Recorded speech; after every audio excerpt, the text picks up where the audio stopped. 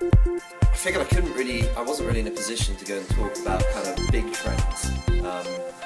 As an entrepreneur, I'm pretty focused on what I do, and I know what I do in my space a little bit. So what I'd like to do is kind of talk about the innovation that's happening in the supply chain at the moment, particularly around kind of fast delivery, which is a space that I'm in, but there's a big trend going on, particularly in the US.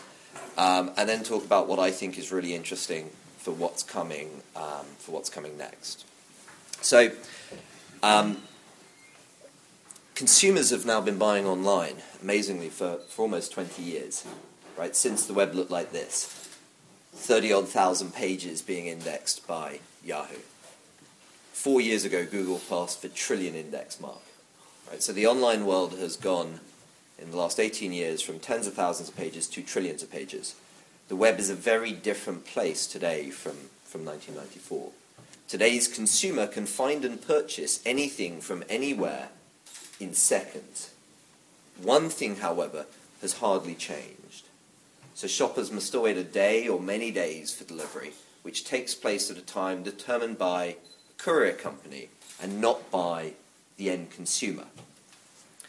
Now, as a result of that, there's a relatively high incidence where there's either a failed delivery attempt or where there's complete delivery failure, the cost of which ends up getting picked up by retailers. And it's kind of delivery is a big problem to retailers and to consumers. And the reason for that is that traditionally, e-commerce has been delivered by hub-and-spoke courier companies. These guys work by sending one vehicle out on a route, making collections, usually from a warehouse. They bring back to a hub, they sort, distribute, and then they send out deliveries on multiple vehicles running on multiple delivery routes the next day. Now, the reason that everyone has used hub-and-spoke couriers for the last 2 decades is quite simple. It is the only cost-effective way of sending something from A to B. Now, that is if the distance between A and B exceeds 10 miles. Now, the interesting thing is where the delivery distance is under 10 miles, it can actually be cost-effective. Sometimes it can be more cost-effective to send a courier straight from collection to delivery.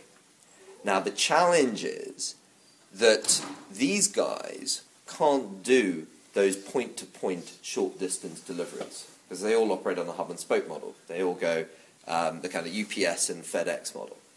The guys that do those point-to-point deliveries are these guys. There are over 3,000 of them in the UK. These businesses are local rather than national. Their brands retailers don't know. Their brands consumers have never heard of. And none of these businesses are big enough or national enough to serve the e-commerce delivery market. And that's where businesses like Shutl come in. So in the UK, Shutl aggregates the capacity of these local point-to-point courier companies, and it pulls their capacity into a single platform, which it then plugs into retailers via an API. So Shutl is a branded fulfillment option offered by retailers to consumers within retailers' existing customer journeys. So for retailers like in the UK, like Argos, Maplin, Caramillan, Oasis, and Coast. And when you choose Shutl, you'll have a choice of getting delivery either within 90 minutes of purchase or within a 1-hour window of the shopper's choice. And average delivery time is about 70 minutes. Quickest delivery to date took less than a quarter of an hour.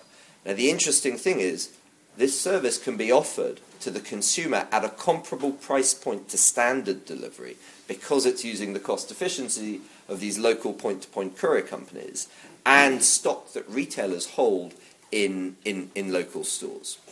And in the UK, we've been shown to help retailers attract customers, improve conversion, and increase average order value. So we launched 2 years ago in the UK.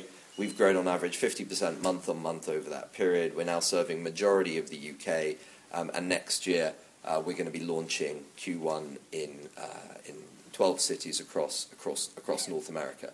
Now, the trend here is that we're not the only guys in this space. This space, particularly in the US, has really started heating up recently. So a company called Postmates launched earlier this year, enabling immediate delivery of online purchases through a web application in San Francisco.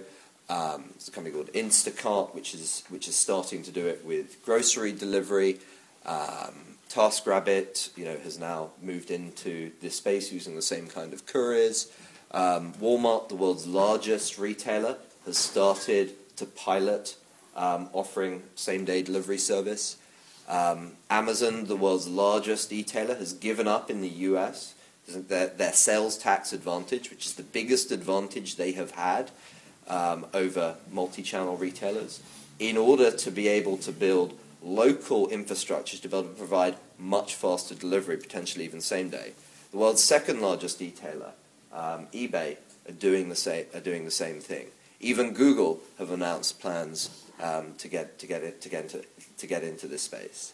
But that's the trend that's going on kind of right now, right? The interesting thing for me is what's going on beyond this, right? Because from my perspective, delivery is just one step in that supply chain.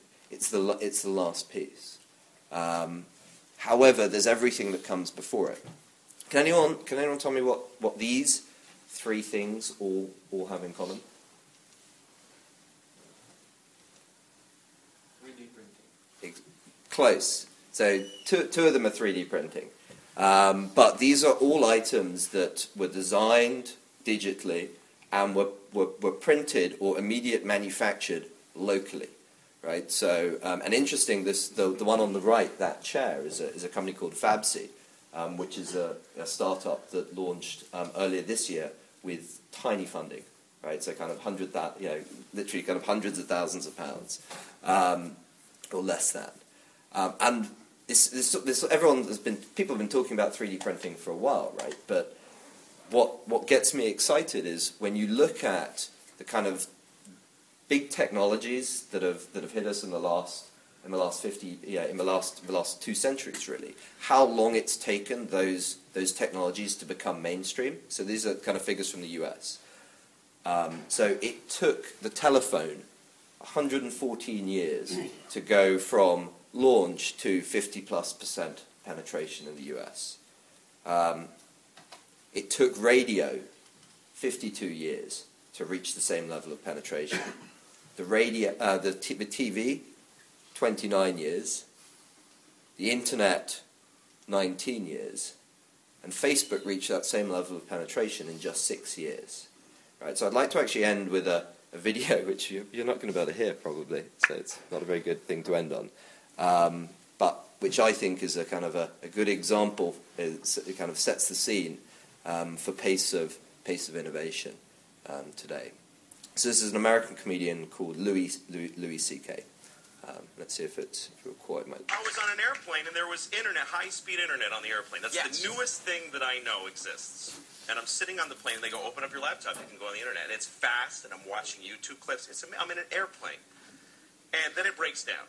And they apologize, the internet's not working. The guy next to me goes, this is bull.